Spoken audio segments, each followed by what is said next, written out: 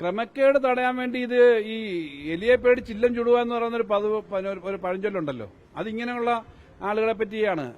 അങ്ങനെ ക്രമക്കേടുണ്ടെങ്കിൽ ക്രമക്കേട് കണ്ടുപിടിക്കാമല്ലോ. വളരെ ചെറിയ ഒറ്റപ്പെട്ട ചില ക്രമക്കേടുകൾ എവിടെയെങ്കിലും ഉണ്ടായി എന്നിരിക്കട്ടെ, അത്തരം ക്രമക്കേടുകൾ ഇല്ലാതാക്കാൻ വേണ്ടി ശക്തമായ നിലപാടെടുക്കണം. കാരണം ഇത് റിക്കൺസൈൽ ചെയ്യണം, ബാങ്കുമായിട്ടുള്ള റിക്കൺസിലിയേഷൻ ഉണ്ട്, കൃത്യമായി ഇത്ര ദിവസം കണക്ക് കൊടുക്കണം, അതൊക്കെ ഉണ്ട്. ചിലപ്പോൾ അതിനകത്ത് പോരായ്മ വരുന്ന സ്ഥാപനങ്ങളുണ്ടെങ്കിൽ ആ സ്ഥാപനങ്ങളുടെ നിന്ന് അത് കിട്ടാനുള്ള നടപടിക്രമങ്ങൾ സ്വീകരിക്കണം. പക്ഷെ അതിനു പകരം സംവിധാനം ഇല്ലാതാക്കാൻ ശ്രമിച്ചാലോ? ബാങ്കുകളിലും ഇതേ ക്രമക്കേട് ചിലപ്പോൾ വരാമല്ലോ. ഇപ്പോൾ മരിച്ചുപോയ ആളുകളുടെ അക്കൗണ്ടിലേക്ക് പണം വന്ന് വീഴുന്ന അനുഭവം ഉണ്ടല്ലോ, അത് ചിലപ്പോൾ റിപ്പോർട്ട് ചെയ്യാതെ എടുക്കുന്ന സ്ഥിതി ഉണ്ടാവുമല്ലോ. ഒറ്റപ്പെട്ട ചില കേസുകൾ നമ്മുടെ ശ്രദ്ധയിൽപ്പെട്ട് ചില ആൾ മരിച്ചുപോയി, കുറച്ചാൾ ഈ ഇടയ്ക്ക് അവർ വീണ്ടും മസ്റ്റർ ചെയ്യുന്നില്ല, ആ പണം ആ ബാങ്ക് അക്കൗണ്ടിലേക്ക് ചെല്ലും. സാധാരണഗതിയിൽ ആ ബാങ്ക് അക്കൗണ്ടിൽ അത് റിപ്പോർട്ട് ചെയ്തിട്ട് തിരിച്ച് സർക്കാരിലേക്ക് അടയ്ക്കേണ്ടതാണ്. എന്നാൽ ഒറ്റപ്പെട്ട കേസുകളിൽ ഇത് ഈ ബാങ്ക് ATM കാർഡ് വെച്ചൊക്കെ എടുക്കുന്ന ആൾ എടുക്കത്തില്ലേ, അത് ഒറ്റപ്പെട്ട കേസുകൾ വരാം. അപ്പൊ ഏതെങ്കിലും ഒരു സ്ഥലത്ത് ഒരു ക്രമക്കേട് നടന്നിട്ടുണ്ടെങ്കിൽ ക്രമക്കേടിന് സാധ്യതയുണ്ടെന്ന് പറഞ്ഞ് ഒരു സമ്പ്രദായം തന്നെ ഇല്ലാതാക്കുക എന്ന് പറഞ്ഞാൽ ശരിയല്ല. നിങ്ങൾ വീടുകളിൽ പോയിട്ട് കുറച്ച് ആളുകളെ കണ്ടു നോക്ക്, ഈ മേടിക്കുന്ന ആളുകൾ അവർ പലരും ഇങ്ങനെ ബാങ്കിൽ വന്ന് അക്കൗണ്ട് എടുത്ത് പോയി ചെയ്യാൻ പറ്റുന്ന പരിചയസമ്പന്നരല്ല. നല്ലൊരു ഭാഗം ആളുകളും ഈ സമ്പ്രദായങ്ങളോടൊന്നും വലിയ ബന്ധമില്ലാത്തവരാണ്. അപ്പൊ അങ്ങനെയുള്ള ആളുകൾക്ക് കിട്ടിക്കൊണ്ടിരിക്കുന്ന ഒരു ആനുകൂല്യം ഇല്ലാതാക്കുന്ന ഒരു അവസ്ഥ വരും. അത് തെറ്റായ, നേരത്തെ ഞാൻ പറഞ്ഞു, കേന്ദ്ര സർക്കാരിന്റെ കാര്യത്തിനകത്ത് കേന്ദ്ര സർക്കാരിന്റെ പണം കിട്ടാത്ത DBT പറഞ്ഞല്ലോ, ഞാൻ കൃത്യമായി പറഞ്ഞല്ലോ, 8,40,000-ലധികം ആളുകൾ കേന്ദ്ര സർക്കാരിന്റെ 200 രൂപയും 300 രൂപയും കിട്ടുന്നുണ്ട്. അന്നൊരിക്കൽ ഞാൻ മന്ത്രിയായിരിക്കുമ്പോൾ നിങ്ങൾ ഉന്നയിച്ചൊരു പ്രശ്നമുണ്ട്, ചില ആളുകളുടെ പണം വന്നില്ലെന്ന് പറഞ്ഞില്ലേ. കേന്ദ്ര ഗവൺമെന്റിന്റെ പണം നേരെ DBT വഴി കിട്ടാത്തതായിരുന്നു. അത് കേന്ദ്ര ഗവൺമെന്റ് DBT കൊടുക്കുന്നതെല്ലാം അങ്ങനെ ആക്കിയിട്ടുണ്ട്. തീരുമാനത്തിൽ രാഷ്ട്രീയമുണ്ട്. കാരണം ഈ ബാങ്കുകൾ ഭൂരിപക്ഷവും അല്ലെങ്കിൽ ഇടതുപക്ഷമായി ബന്ധമുള്ള ഭരണസമിതികളാണ്.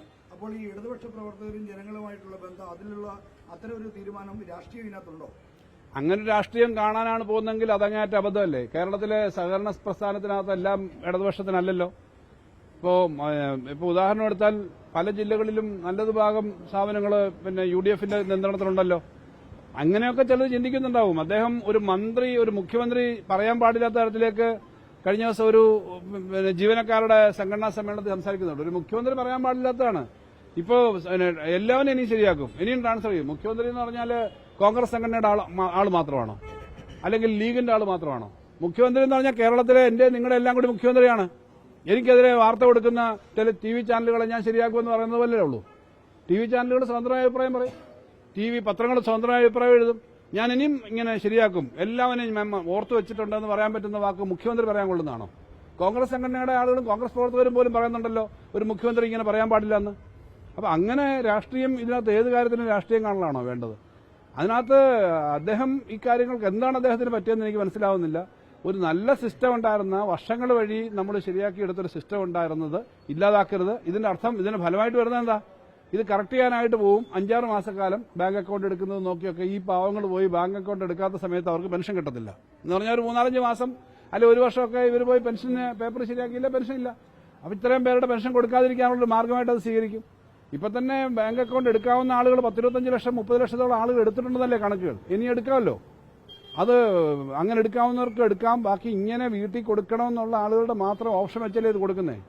അതിനകത്ത് ഇൻസെന്റീവ് വലിയ തുക കൊടുക്കുന്ന ഒരു കാര്യം, വലിയ തുകയൊന്നും അല്ല, ഇൻസെന്റീവ് കൊടുക്കുന്നുണ്ട്. ഇൻസെന്റീവ് സാധാരണ കൊടുക്കാവുന്ന ഇൻസെന്റീവ് കൊടുക്കുന്നുണ്ട്. അത് നേരത്തെ ഉണ്ടായിരുന്ന ഇൻസെന്റീവ് കുറച്ചാണ് നിശ്ചയിച്ചിരിക്കുന്നത്. അത് ഇപ്പൊ 2 മാസത്തെ ഒരുമിച്ച് കൊടുത്താലും ആ ഒരൊറ്റ ഇൻസെന്റീവേ ഉള്ളൂ, ഒരു മാസത്തിനല്ല. ഇപ്പൊ 2 മാസത്തെ 4,000 രൂപ ഒരുമിച്ച് കൊണ്ട് കൊടുക്കുകയാണെങ്കിലും ഒരു പ്രാവശ്യം കൊടുക്കുന്നതിന് ഇൻസെന്റീവാണ്. അപ്പൊ അത് ഇല്ലാതാക്കാൻ ശ്രമിക്കാൻ പാടില്ല. ആളുകൾക്ക് കിട്ടുന്ന ഒരു വലിയ ആശ്വാസമാണ് ഈ ക്ഷേമ പെൻഷൻ. രാഷ്ട്രീയമൊന്നുമില്ല. ഇപ്പം കേരളത്തിലെ രാഷ്ട്രീയം നോക്കുകയാണെങ്കിൽ കിട്ടുന്ന ആളുകളുടെ കണക്ക് നോക്കിയാൽ ഇടതുപക്ഷക്കാരാണോ ഭൂരിപക്ഷം? അല്ല, ഇടതുപക്ഷക്കാരും എല്ലാവരും ഉണ്ടല്ലോ. ഇലക്ഷൻ വോട്ട് ചെയ്യുന്നത് ഈ ക്ഷേമ പെൻഷൻ കിട്ടുന്നതിന്റെ നോക്കി മാത്രമല്ലല്ലോ, എല്ലാ പാർട്ടിക്കും അവർ വോട്ട് ചെയ്യുന്നവരുണ്ടാവുമല്ലോ. അപ്പൊ എല്ലാവരുടെയും കൂടിയാണ് എന്നുള്ളത് കാണാനായിട്ട് തയ്യാറാവണം. അതിനകത്ത് ആരെങ്കിലും എന്തെങ്കിലും തെറ്റായ ഉപദേശം കൊടുത്താൽ അത് സ്വീകരിക്കുന്ന ആളാണ് ശ്രീ VD സതീശൻ മുഖ്യമന്ത്രി എന്ന് ഞാൻ കരുതുന്നില്ല. അദ്ദേഹത്തിന് അതിന്റെ സ്വന്തം ബുദ്ധിയിലാണ് ഇത് തോന്നുന്നതെങ്കിൽ അങ്ങേയറ്റം അപകടകരമാണെന്നേ പറയാനുള്ളൂ.